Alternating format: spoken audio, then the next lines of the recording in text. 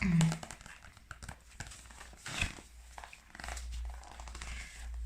is the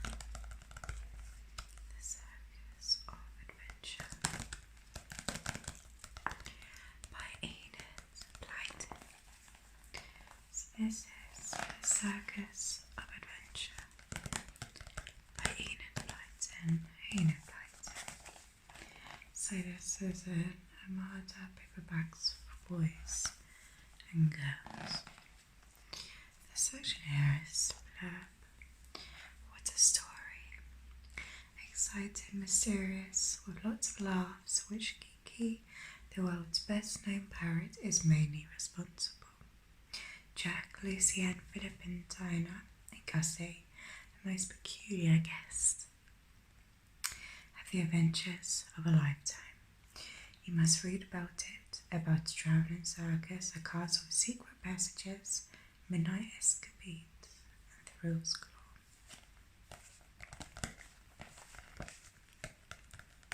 So that's what I'll be reading today.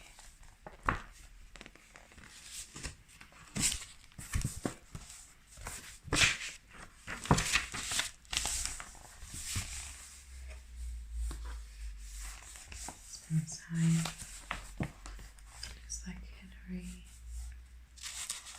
Washington. And here we have also by Enid Blyton, and this version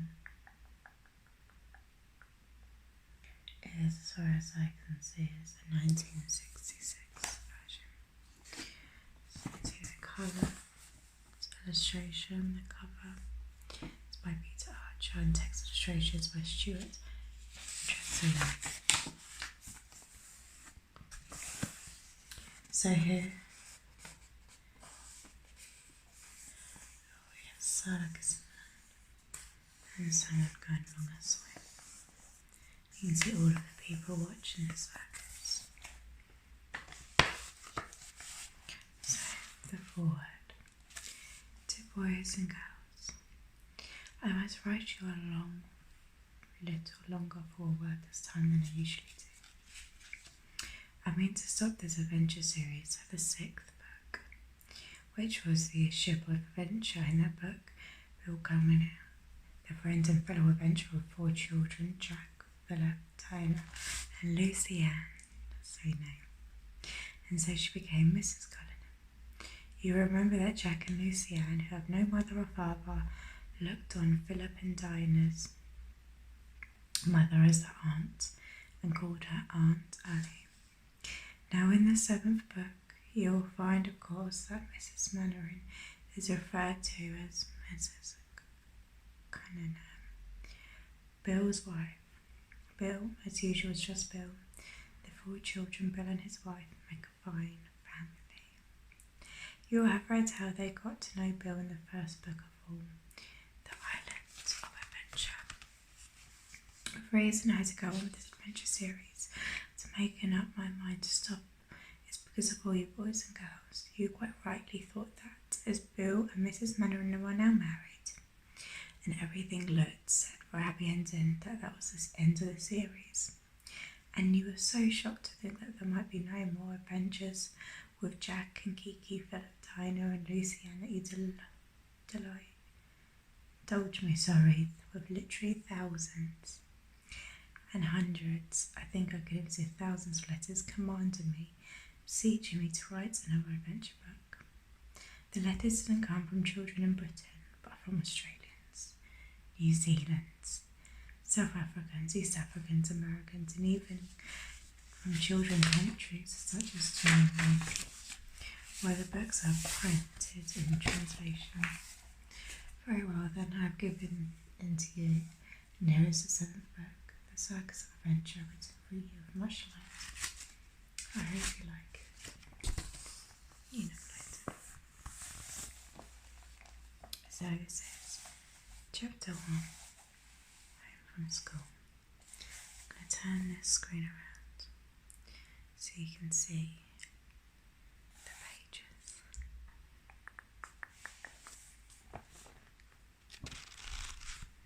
So chapter 1, Home from school. The quiet house was quiet no longer. The 4 children were back from boarding school and were even now dragging in their trunks, shouting to one another. Kiki the parrot joined in the general excitement, of course, and screeched loudly. Aunt Ally, we're back, yelled Jack. Be quiet, Kiki. I can hear myself shout.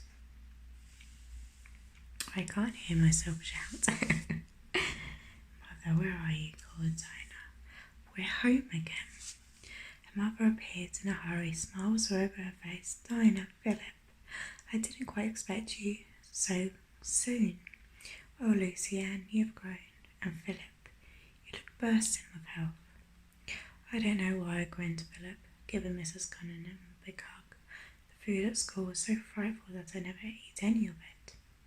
Same old story, said Mrs. Cunningham, laughing. Hello, Kiki. How do you do?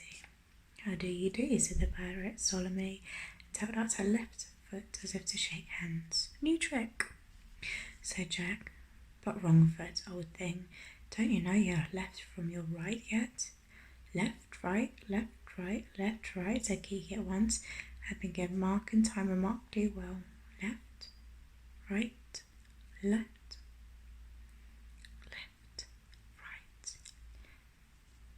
That's enough, said Jack. He turned to Mrs. Cunningham. How's Bill? Is he here too? He's meant to be here to welcome you, said Mrs. Cunningham, Bill's wife, but he had a sudden phone call this morning, took a car, and went racing off to London all in a hurry. The 4 children groaned.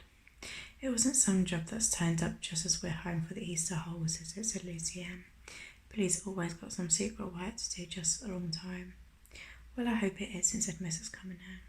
I'm expecting him to telephone at any moment to say he's going to be back tonight or not. Mother, shall we unpack down here and take our things straight away? Called Dinah. And 4 trunks lying about the hall leave no room to move. Yes, but leave 2 of the trunks downstairs when they're empty, said her mother. We're going off on a holiday tomorrow, all of us together.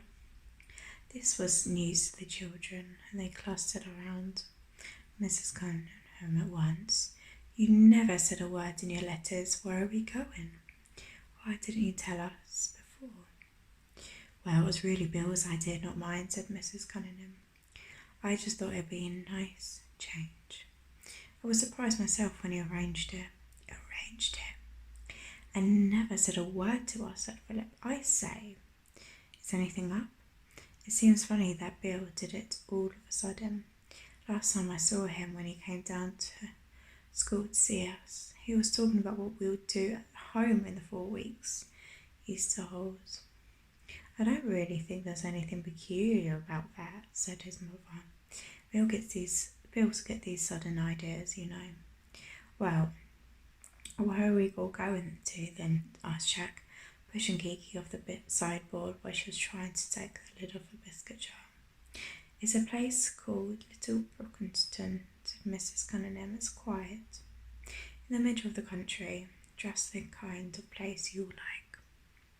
You can mess about in the old things all day long. Little Brookington, said Philip. Brock means badger.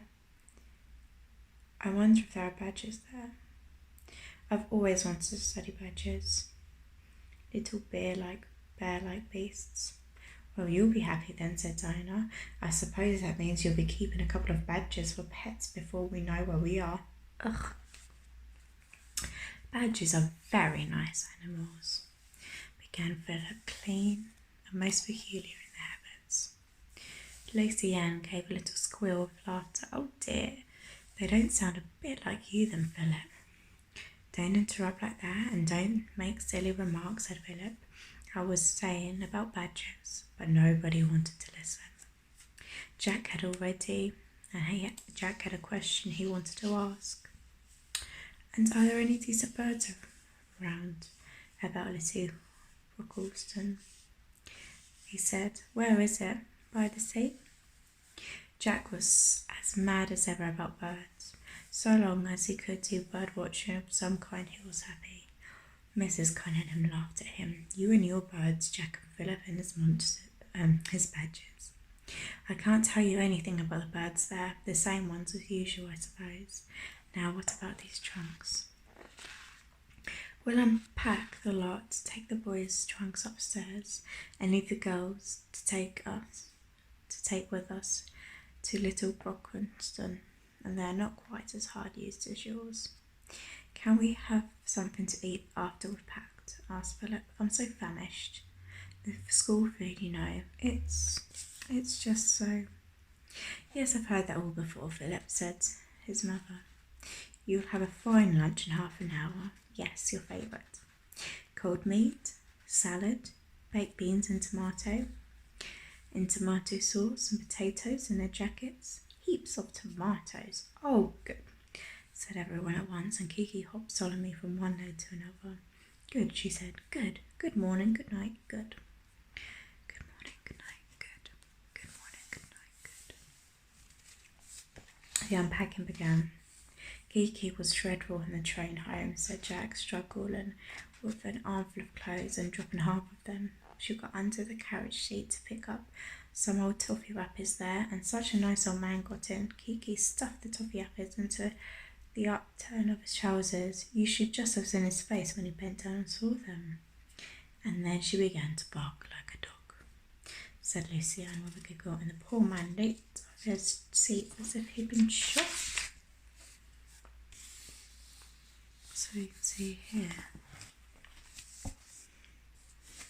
lovely little illustration.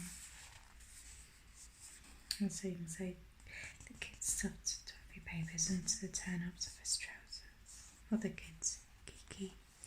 Parrot's very naughty. And you can see the parrot here, and the kind old man.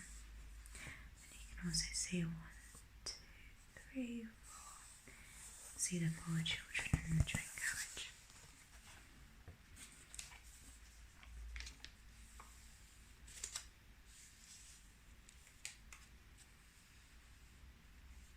Can't think why people ever make a fuss about packing or unpacking, said Jack. Kiki, take your heads out of my pockets. What's this sudden craze for toffees? Do you want to get your beak stuck so that you can't talk? Kiki took her head out of Jack's pocket and screeched triumphantly. She had found a toffee. Now she would have a perfectly lovely time unwrapping the paper, talking to herself all the while. Well, that'll keep her quiet for a bit, said Dinah thankfully. Kiki's always so noisy when she's excited. And so are you, said Philip at once. Dinah glared at him. Shut up, you two, said Jack. No sparing on the first day of holes. Gosh, look at Lucy Ann going up the stairs, dropping a pair of socks on every step. The telephone bell rang. Mrs. Cunningham ran to the answer. That will be Bill, she said, and it was. There was a short conversation which consisted mostly of yes, no, I see, I suppose so, no, of course not, yes, no, Bill, right, yes, I'll explain. See you tomorrow night then. Oh, sorry, I'll see you tonight then. Goodbye. What did he say? Asked Lucienne. Is he coming soon? I do want to see him. Yes, he's coming this evening, about 5:30, said Mrs. Cunningham. The 4 children didn't think she looked very pleased. She opened her mouth to say something, hesitated, and then closed it again.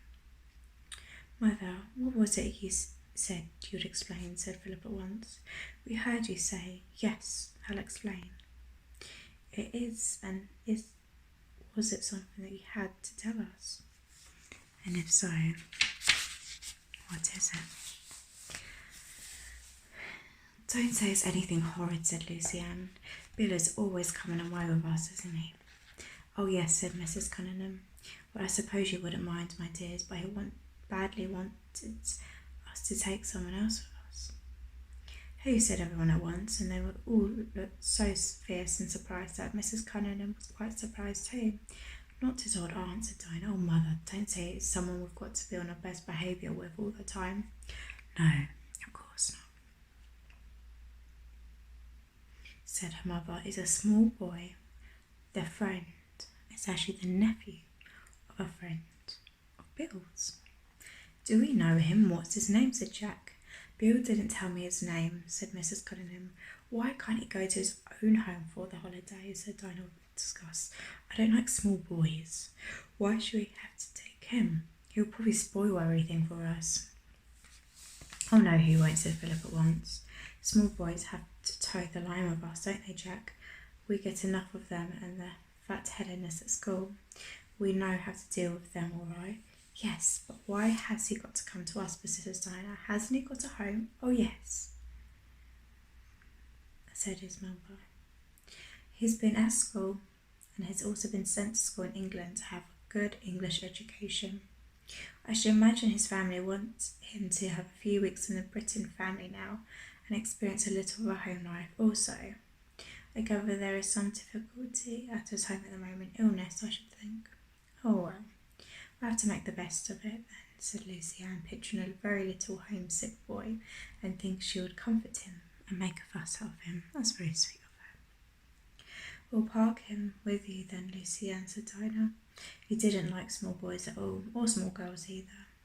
You can wheel him about in a pram and put him to bed at night. Oh, don't be silly, Dinah. He won't have to be that small as that, said the mother.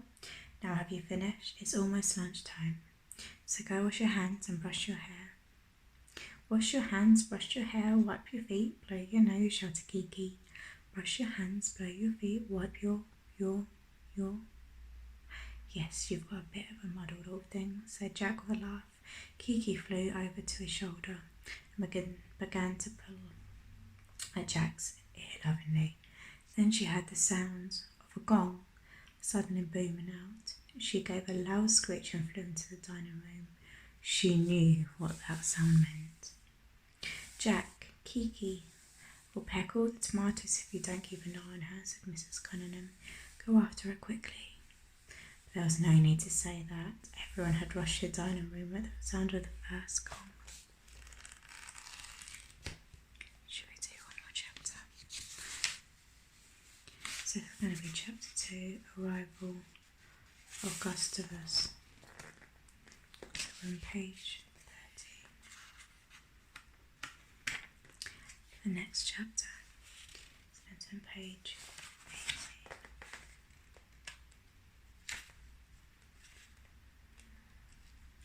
I think we can do the next page.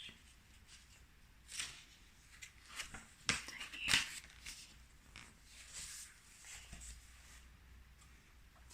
So I'm just going to quickly get comfy.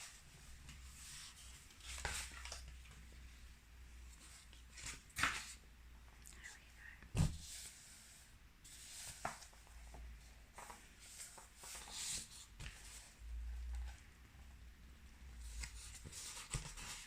Okay, so chapter 2, Arrival of Augustus.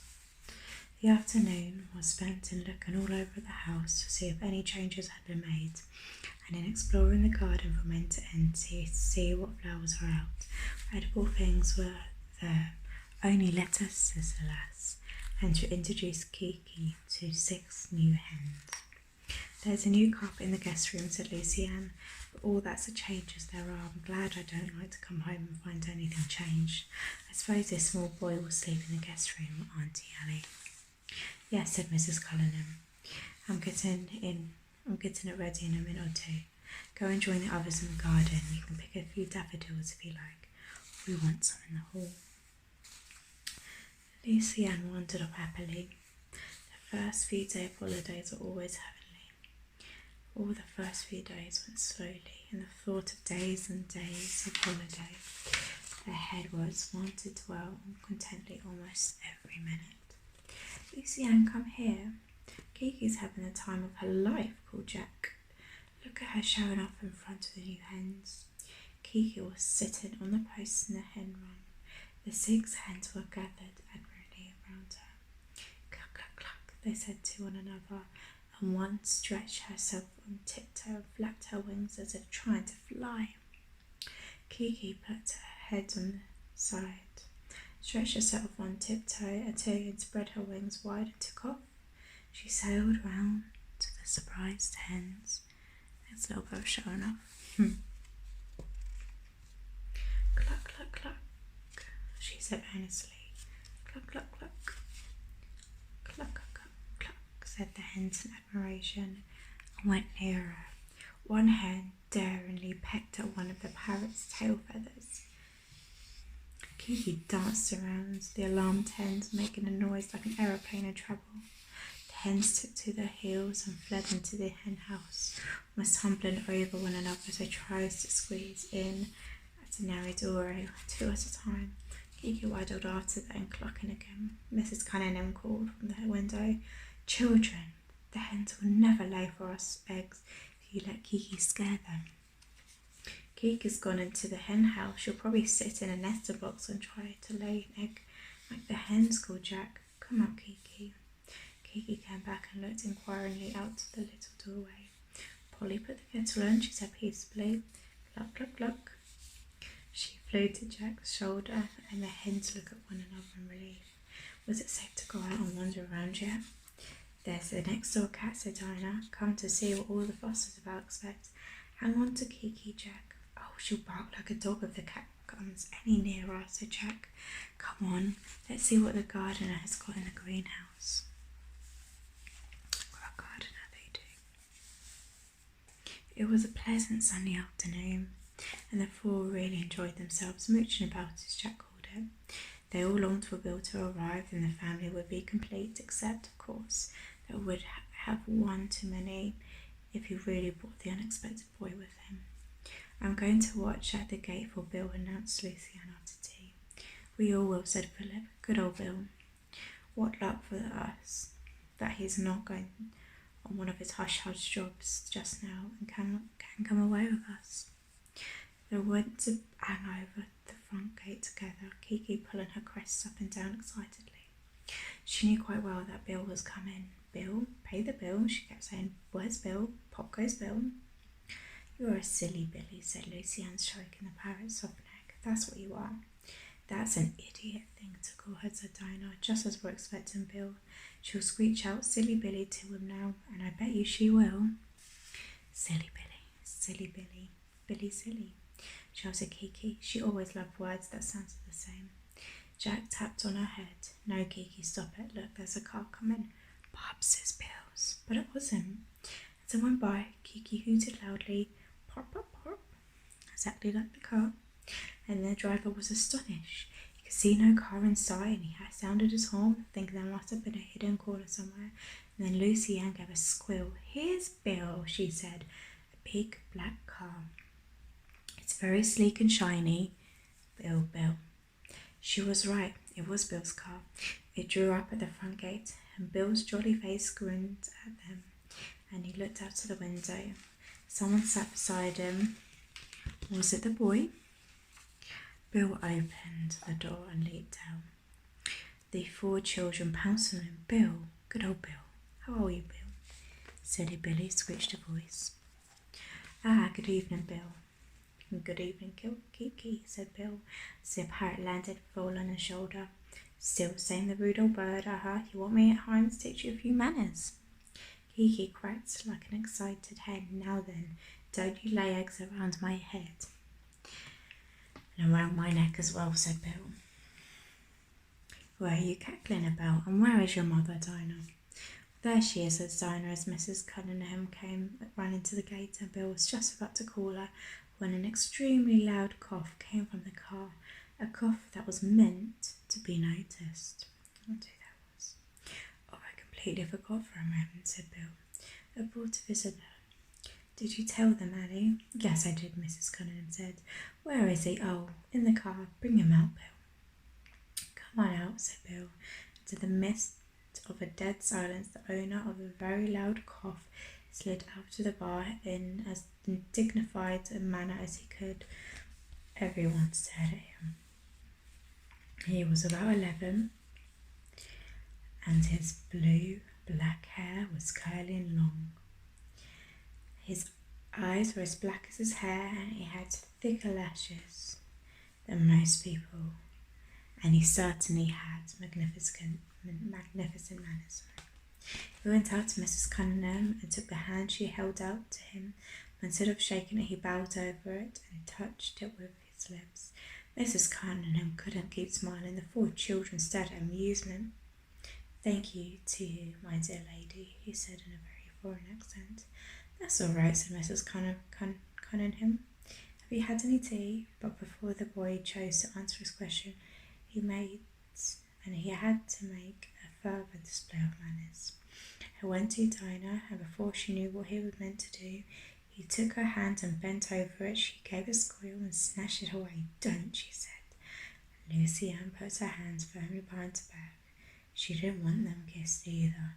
"What an extraordinary boy, Gus, old fellow. We just shake hands, you know," said Bill, trying to hide his amusement at the sight of the 2 girls in different faces. Bless them. This is Gustavus Barmelivo. Ali. He will be with us for the next few weeks, as his uncle has asked me to keep an eye on him."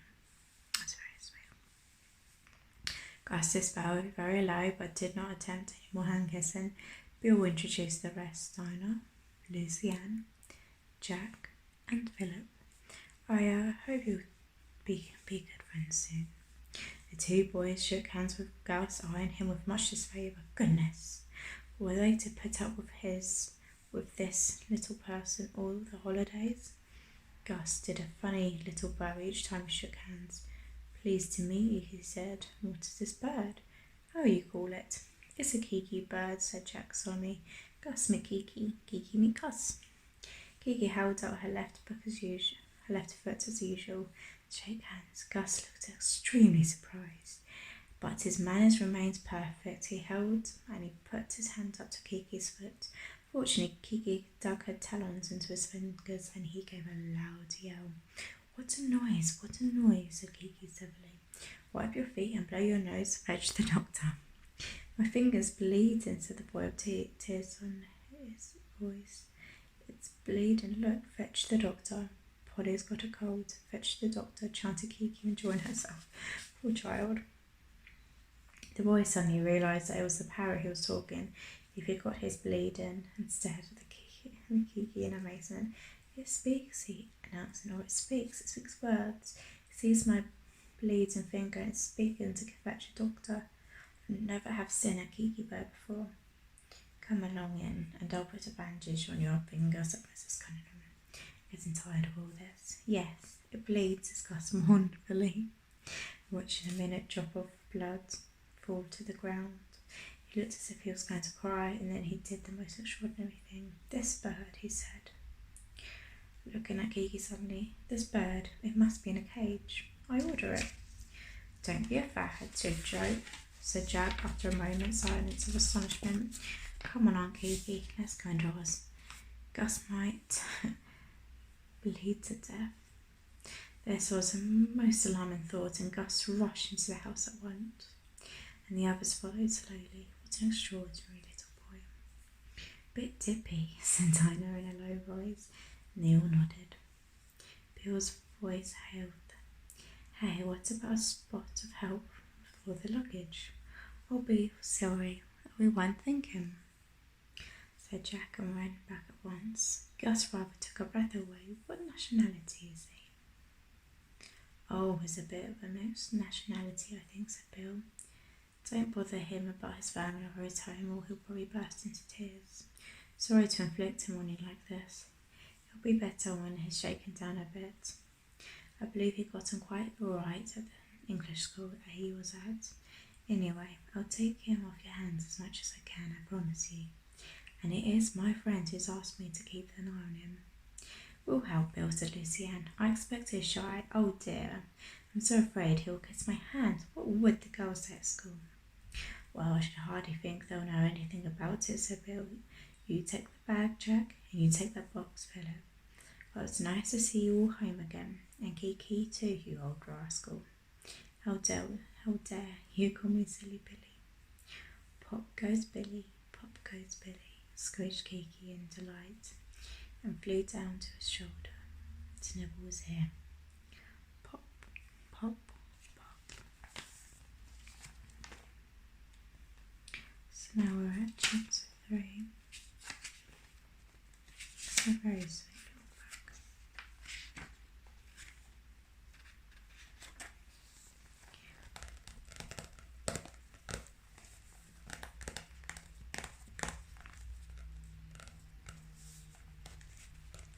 I hope this sends you off to sleep nicely.